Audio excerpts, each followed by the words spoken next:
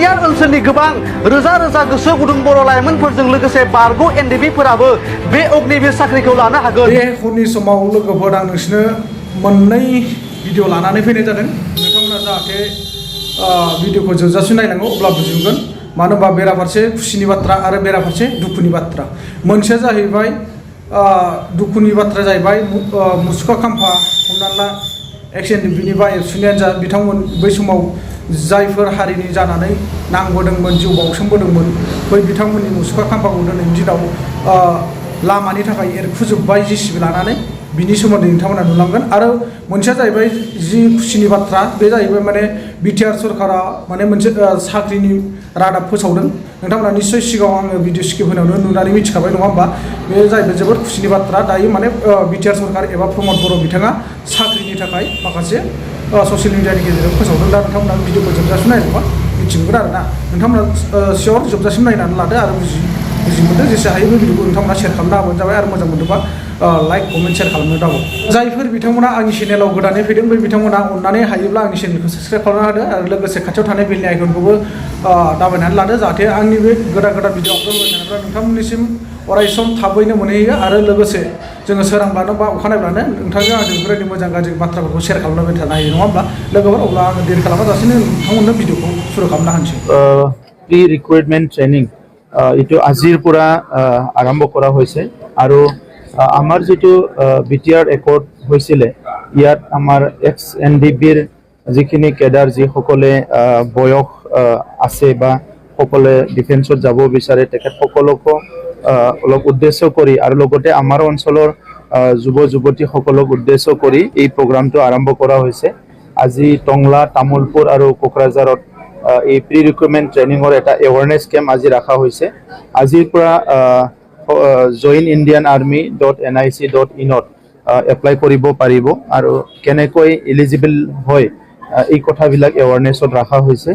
আৰু বহুত ল'ৰা ছোৱালী আমাৰ টংলাটো তামুলপুৰতো আৰু কোকৰাঝাৰত আহিছে।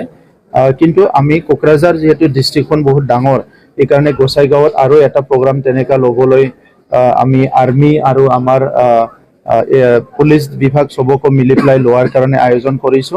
আৰু চিৰাঙতো এটা কৰা হ'ব। তেনেকুৱা যিবিলাক এৰিয়াত নাই সেই এৰিয়াবিলাকতো আমাৰ এই এৱাৰনেছ কেম্পটো আমি পাতিবলৈ চেষ্টা কৰিছো।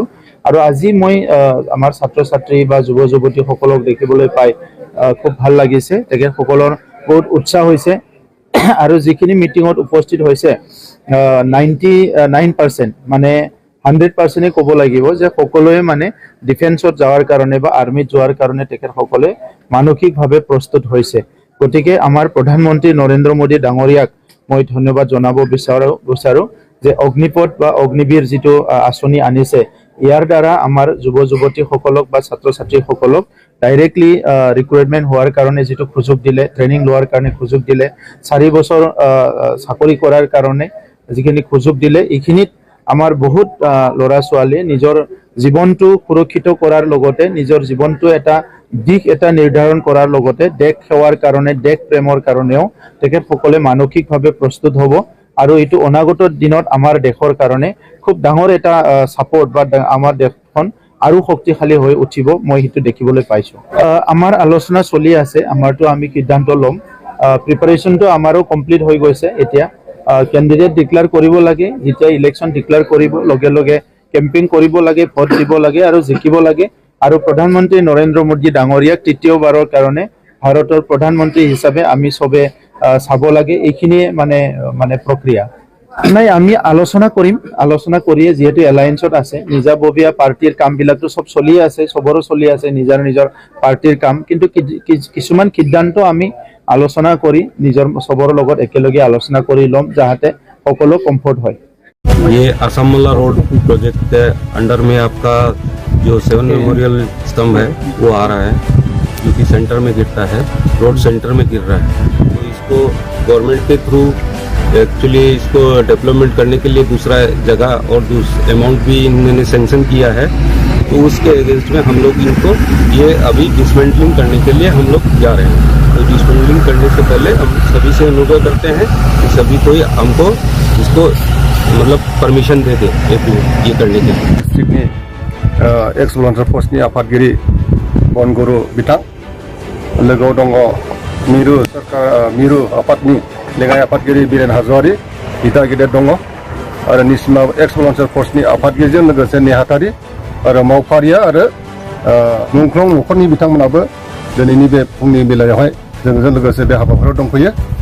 दा मोनसे समाव जोंहा मोनसे थांखि बे थांखिया दङमोन लिभ एन्ड लाइफ थां आरो थांनानै थानो हो खौसेब्ला देरहागोन गावस्राब्ला जोबस्रांगोन बे मथ'आ जोंनियाव दासिमबो दङ। बे हिसाबैनो मोनसे समाव निसिमा दुलाराय बर' फरायसा आफादनि गेजेरजों मोनसे नैबे थाइसबिल होननाय जायगायाव मोनसे सरकारनि रौनियाफोरजों बड'लेण्ड आलादा रायजो सोरजिनायाव जोंबो मोनसे समाव दावहा नांनायाव बे जायगायावहाय खेबसेयैनो द'सा दावहारु बिथांमोना जिउ गोमानानै जादोंमोन। दा बिथांमोननि नामखौ जोङो बे दावहारु थाइसबिल दावहारु ब्रिजआव अराय समनि थाखाय लाखिनो थाखाय मोनसे सरकारनि अनसुंथाइनि गेजेरजों जों मोनसे मुंख्लं खाम्फा गायसनना लानो हादोंमोन। नाथाय फैयै फैयै फैनानै दिनै मोनसे सरकारनि अनसुंथाइनि गेजेरजों आसाम माला प्रजेक्ट सापागुरिनि मालिबिटा भाया ससिपुर होननाय मोनसे गिदिरथार सरकारनि अनसुंथाइनि गेजेरजों बे मुंख्लं खाम्फाया लामानि फिन फै गेजेरजोंनो गोग्लैदों। दा बेखौ दिनैनि गेजेरजों जोङो बिलुप्त खालामनो थांबाय। दा बेयाव सरकारनि अनसुंथाइनि गेजेरजों बे मुंख्लं खाम्फाखौ जों सिफाय खालामगोन। बे हिसाबै जों दिनै बेहाय परबर्ती समाव रायजो राजाखौ लानानै दल संगठनखौ लानानै नार्सास फेमिलिफोरखौ लानानै साबसिन हामसिनै मुंख्लं खाम्फाखौ गायसननो थाखाय जों थाग थियारि जानो थांगासिनो दङ।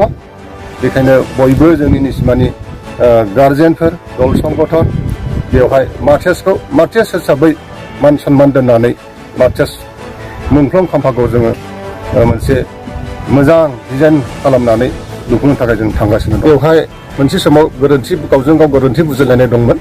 नाथाय बे जिनिसा दिनैहाय फैयै फैयै मोनसे समाव सावरायनायनि गेजेरजों बे गोरोन्थि सालायनाया जोबनो नागिरदों। जायखिजाया अबस्थायाव था मानो निसिमानि बै समनि दावहायाव जायफोर मुंख्लं जादों बिथांनि नामखौ जोङो रायजो राजा दल संगठन सावरायलायनानै बिथांमोननि नामखौ दोनजाथावथाव दंब्ला जों दोननो थियारि।